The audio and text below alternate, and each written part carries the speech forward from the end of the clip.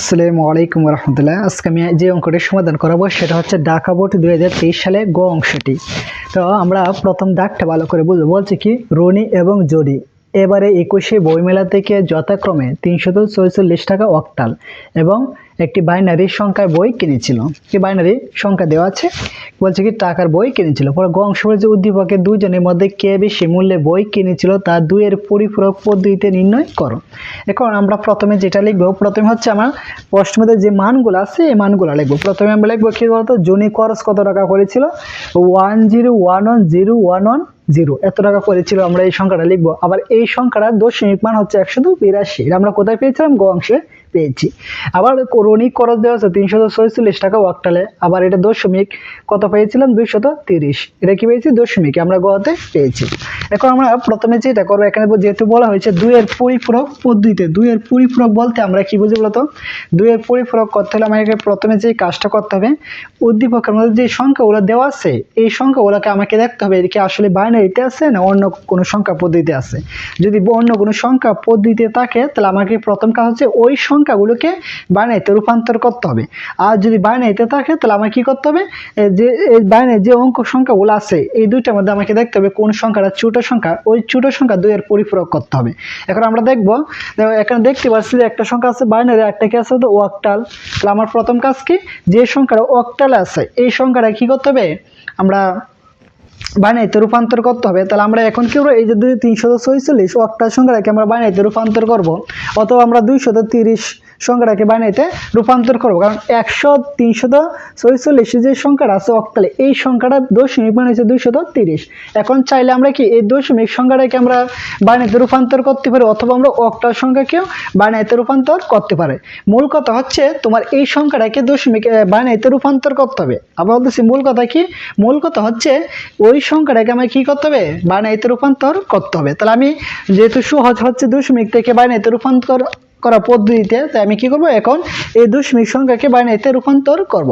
আমরা যদি দশমিক সংখ্যাকে যদি বাইনারিতে রূপান্তর করি তাহলে আমার কি করতে হয়, বাইনারি সংখ্যা বেস দ্বারা ভাগ করতে হয়। তাহলে আমার প্রথম কথা আছে 230 আছে, এই 230কে আমরা 2 দ্বারা ভাগ করব।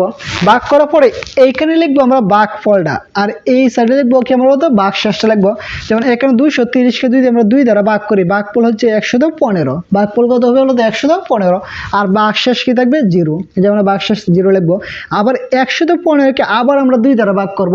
তো 115কে যদি আমরা 2 দ্বারা ভাগ করি, ভাগফল কত হয় বলতো 57 হয়, আর ভাগ শেষ কত থাকবে 1 থাকবে, যে আমরা একটা লিখবো। এখন আবার 57কে আমরা 2 দ্বারা ভাগ করবো, ভাগ করার পর হয় 28, আর ভাগশেষ থাকবে কত 1। 28কে যদি আবার 2 দ্বারা ভাগ করো, ভাগফল কত বলতো 14, আর ভাগশেষ কি থাকবে 0। এখন 14কে যদি আবার আমরা 2 দ্বারা ভাগ করি, ভাগফল কত হয় বলতো 7, আর ভাগশেষ কি থাকবে বলতো 0 থাকবে, যে আমরা 0 বসাবো। আবার 7কে যদি আমরা 2 দ্বারা ভাগ করি, ভাগফল হচ্ছে 3, আর ভাগশেষ থাকবে 1। আবার 3কে যদি আমরা 2 দ্বারা ভাগ করি, ভাগফল হচ্ছে কত 1, আর ভাগশেষ থাকবে 1। আবার 1কে তো 2 দ্বারা ভাগ যায় না, তাহলে আমরা কি এখানে লিখবো আমরা 0, আর এই 1কে নিয়ে আসবো কি ভাগশেষের গড়ে। এখন উত্তর হচ্ছে আমার এই যে ভাগফল, মানে উত্তর হচ্ছে আমার কি এই যে ভাগশেষগুলো হচ্ছে আমার উত্তর। এখন আমরা নিচ থেকে উপরে সাজিয়ে লিখবো, তাহলে আমার কি উত্তর পেয়ে যাব। তাহলে আমরা এই যে নিচ থেকে সরাসরি উপর দিক দিয়ে আমরা সাজিয়ে লিখবো, এই যে আমরা লিখলাম এটা হচ্ছে কি আমার 230-এর বাইনারি মান। আশা করি এটুকু তোমরা বুঝতে পেরেছো।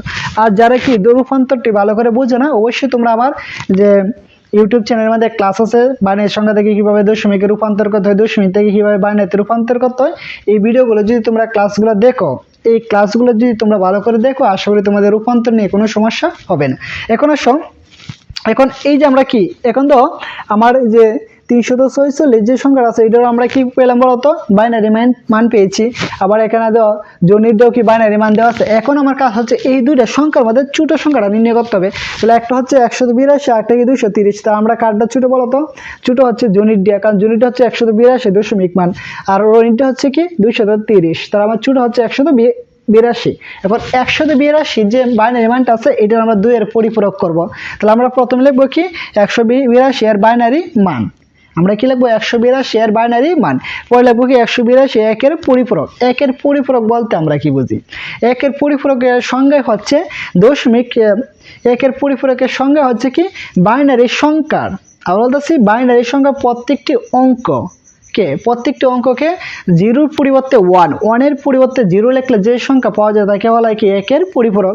তাই বলছে কি বাইনারি সংখ্যার প্রত্যেকটি অঙ্ককে কি বলতো প্রত্যেকটি অঙ্ক কি জিরোর পরিবর্তে ওয়ান লিখবো, ওয়ানের পরিবর্তে আমরা জিরো লিখবো, লেখার পরে যে সংখ্যাটা পাবো তাকে বলবো একের পরিপূরক। যেমন এই যে ওয়ানের পরিবর্তে আমরা লিখবো জিরো, জিরোর পরিবর্তে লিখবো ওয়ান, ডাবল ওয়ানের পরিবর্তে ডাবল জিরো, জিরো পরিবর্তে ওয়ান, ডাবল ওয়ানের পরিবর্তে ডাবল জিরো, জিরো পরিবর্তে কি লিখছি ওয়ান লিখছি।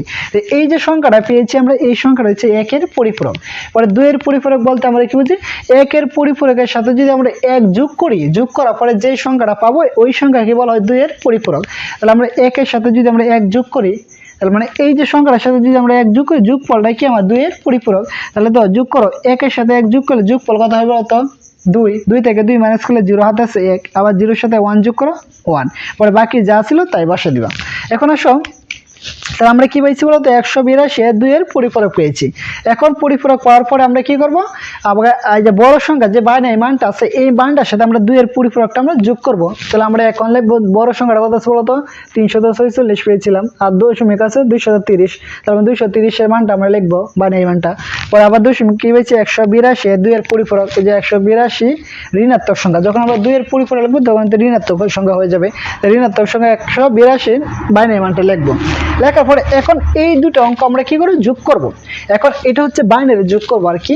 এখন বাইনারি যোগের নিয়মটা কি, যোগফল যদি মানে উপরের সংখ্যা আর নিচের সংখ্যা আমরা প্রথমে যোগ করব, যোগ করার পরে যোগফল যদি বাইনারি বেজের সমান অথবা বড় হয় তখন আমরা যোগফল দেখে বেজটা মাইনাস করে পরে বসাবো।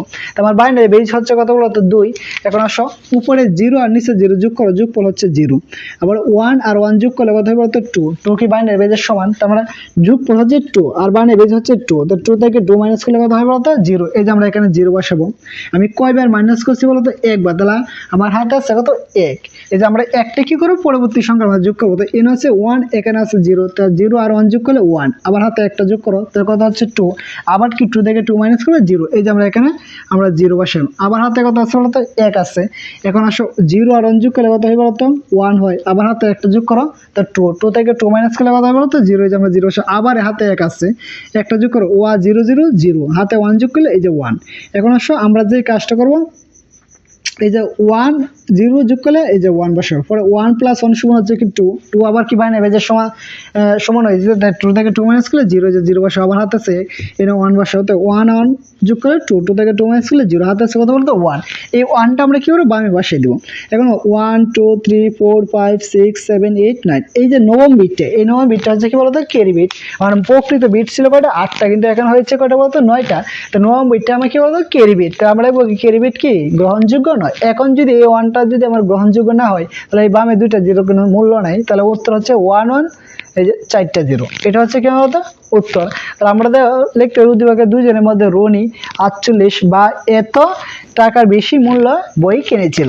আশা করি তোমরা এতটুকু সুন্দর মতন বুঝতে পেরেছো। এটা হচ্ছে দুইয়ের পরিপূরক কিভাবে নির্ণয় করতে হয়, দুইটি সংখ্যার মানে দুইয়ের পরিপূরকের সাহায্যে কিভাবে পার্থক্য নির্ণয় করতে, এটা আমি দেখাইলাম। আবার বলতেছি দুইয়ের পরিপূরকের মাধ্যমে যদি কোনো সংখ্যা বলে পার্থক্য নির্ণয় করো, তাহলে আমরা প্রথমে যে কাজটা করবো, প্রথমে আমরা দেখবো উদ্দীপকে উল্লিখিত যে সংখ্যাগুলো আছে এগুলো কি আসলে বাইনারি না অন্য কোনো সংখ্যা। যদি বাইনারি থাকে তাহলে আর কিছু করার দরকার নেই, বাইনারি থাকলে শুধু এই দুইটা সংখ্যা ছোট সংখ্যা আছে এটা দুইয়ের পরিপূরক করো, করার পরে বড় সংখ্যা থেকে বড় সংখ্যা আর ছোট সংখ্যা আমরা যোগ করবো, এতটুকুই কাজ। আর যদি অন্য কোনো সংখ্যা পদ্ধতি থেকে থাকে তাহলে আমার কাজ হচ্ছে এই সংখ্যাগুলোকে আমার কি করতে হবে বাইনারিতে রূপান্তর করতে হবে, করার পরে দুইটার মধ্যে দেখবো আমরা কোনটা ছোট সংখ্যা আর কোনটা বড় সংখ্যা, ছোট সংখ্যাটা দুইয়ের পরিপূরক করবো, এতটুকুই কাজ। করার পরে দুইটা আমরা যোগ করে দিব। আশা করি এই অঙ্কটি সুন্দর মতো তোমরা বুঝতে পেরেছ। আর যারা এখন আমাদের চ্যানেলটি সাবস্ক্রাইব করো না, অবশ্যই তোমরা সাবস্ক্রাইব করবা আর তোমাদের বন্ধু বান্ধবের কাছে আমাদের চ্যানেলটি শেয়ার করবা। ধন্যবাদ সবাইকে এতক্ষণ আমাদের সঙ্গে থাকার জন্য।